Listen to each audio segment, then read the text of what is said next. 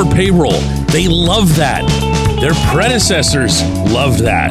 They love when you rip them over payroll. Good morning to you. Good Wednesday morning. I'm Dejan Kovacevic of DK Pittsburgh Sports, and this is Daily Shot of Pirates. It comes your way bright and early every weekday. If you're into football and or hockey, I also offer daily shots of Steelers and Penguins in the same place that you found this.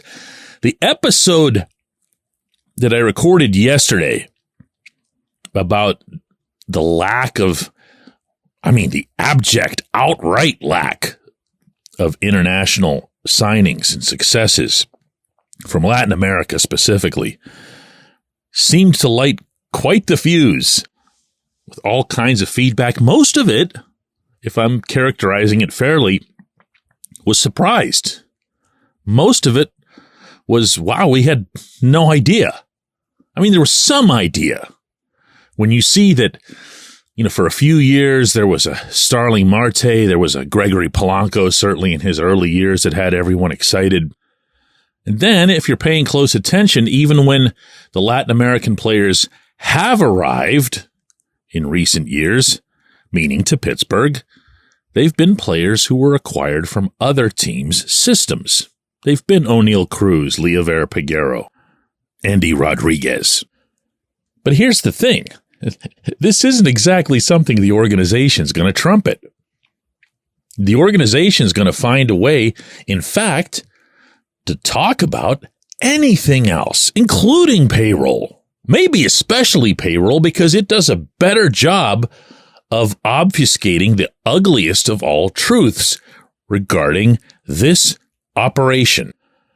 And that's that they can neither acquire nor develop their own talent.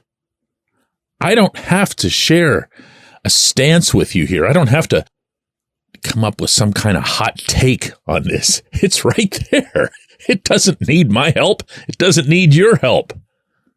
The numbers don't lie. The information doesn't lie. When you're looking at all of the various rankings, and you don't have to pick one because some can be flawed, some can be biased. But when you look at all of them as a cumulative, and you see that the Pirates are considered to have two of baseball's top 100 prospects right now, and that those two are exactly who you'd think they'd be, that's Paul Skeens, number one overall pick. You can pull someone out of the shopping line at Target. They've never heard of baseball in their lives, and they could draft a number one overall who's going to be a top-ranked prospect. And you could probably do the same for a number 4 overall, because the other prospect, of course, is Termarr Johnson. And that's it. That is it. That's what there is to show for 4+ years of the Ben Cherington front office. And that's... Anyone want to talk about payroll? That's a blight. Do you know how many people they employ to do this? And to do it at every level. Do you know the amount of money that's spent? And I know nobody's going to weep for any investment that Bob Nutting makes on any front. But the money is spent at that level. So if you're going to try to come at me with some, routine, well, if only they would spend more money, this isn't the area where that's going to make an impression. It just isn't. The Pirates are known to be competitive with their spending when it comes to the instruction, when it comes to the scouting, when it comes to the facilities, when it comes to pretty much everything. All Nutting wants, if you think about it, and he's said this himself on more than one occasion, a machine that just churns out prospects like some old Dr. Seuss contraption. Prospect, prospect. And they're not there. The only ones who are there are the ones who have nothing to do with this machine, and they're now, in fact, at risk coming into this, meaning Skeens, Johnson, and everybody, because we've seen that it's failed other prospects as they've made it to Pittsburgh. Presuming they've made it to Pittsburgh. Where are the draft picks? Nick Gonzalez is a number 7 overall pick. No one even seems to care that he appears to have very little chance of sticking in the majors. Roansy Contreras, not that long ago, was one of the most exciting prospects in all of baseball. Not in the Pittsburgh system, the whole way across. They've managed to turn him into a soft tosser. He was at 100 miles an hour in Indianapolis, and when he came up, he was breathtaking to watch. And then he was just a dude. Luis Ortiz, who, by the way, would be the organization's first player to arrive in Pittsburgh and have any kind of impact under Junior Vizcaíno, the Latin American scouting director, since 2017. Ortiz comes up and he's just killing people. This was awesome to watch. We forget that. It was kind of late in the season and everything, but he came up from Altoona and he's throwing 98, 99, and hitters had no chance. Ortiz, poof, gone. And what does everyone want to talk about? What especially do the casual baseball fans in Pittsburgh want to talk about? They want to talk about spending money to find their replacements. How come they've only spent this much on Martin Perez or Marco Gonzalez? Why? Where's the money? Where's the whatever? I've done it myself. But it's completely misguided in isolation. And by the way, all of this is happening in broad daylight. Cherington is out there searching for pitchers, talking about it. We know why he's doing that. Cherington is out there searching for prospects. That's what he was doing for years because the Pirates couldn't draft or develop their own, and they still can't draft or develop their own.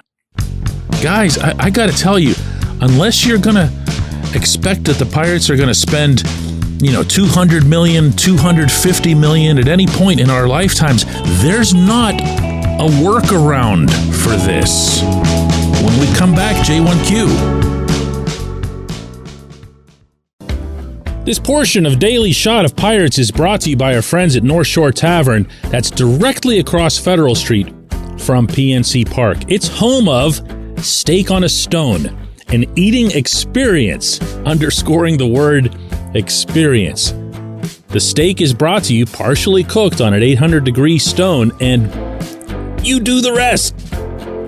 It's a ton of fun, it's a great meal, and it's a baseball atmosphere like no other in Pittsburgh. North Shore Tavern, right across Federal Street from PNC Park.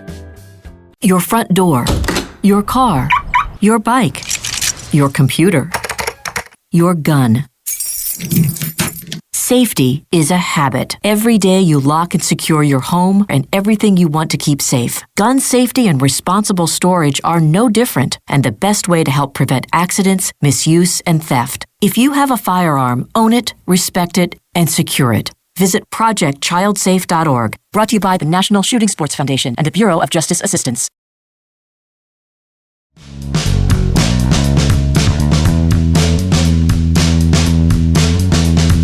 Today's J1Q comes from John, who says, DK, can you imagine how different the Pirates' outlook would be if Roansy Contreras or Luis Ortiz built upon what they did initially and got better? Going into this offseason with Mitch Keller, Contreras, and Ortiz would be so much rosier if Contreras and Ortiz were to put together 160 innings with sub-4 ERAs and O'Neal Cruz plays a full season. Maybe they would have won 86 games last year. Maybe they'd win that this year. John, I get it. Okay, I get it. You get it. I don't think 98%, okay? I don't think 98% of the people who follow this club get it. They're just waiting to hear some kind of news about additional money, as if the money itself is the objective. Look, I want them to spend more money. I'm not some kind of exception to that. I'm also one who considers them to be notoriously, egregiously cheap when it comes to the major league payroll. But I don't allow it to be the thing that hides what really hurts. And when I say really hurts, I'm talking about hurts them. I could do 7 columns a week, ripping them for their spending. I could do 100 podcasts a month, ripping them for their spending. And you're going to have to trust me here that wouldn't rankle them as much as one show like yesterday's, as much as one show like today's. This is the stuff that they read and hear that gets them mad, and I end up hearing about it through back channels. I'd like to think you guys know me well enough to know I really don't care about that. Because this is what hits at the root. This is what's striking the nerve down there at the base. This gets at what it is that they can't do. And they can't do it, incidentally, in any form. And they can't do it despite Ben Cherington seeking and receiving a ton of additional funding from ownership to expand the advanced analytics departments, to expand their research departments. None of it's doing anything. Players aren't getting better. I want to bring up something that you said here in your question before we go for the day. You said it would have been so much rosier if Contreras and Ortiz built upon what they did initially and got better. You know, I'm going to respectfully beg to differ. They didn't need to get better. They just needed to do what they were doing. What happened was that they got worse. They regressed. They regressed in velocity. They regressed in command. They regressed in poise as a result, I believe. That's scandalous. That's not, let's do some kind of analysis on how Martin Perez or Marco Gonzalez are going to fill out the rotation. Who cares? Who cares? I appreciate the question. I appreciate everybody who reached out after yesterday's show. That's a mind-boggling thing for me that this has to be shouted out. We're going to do this again tomorrow.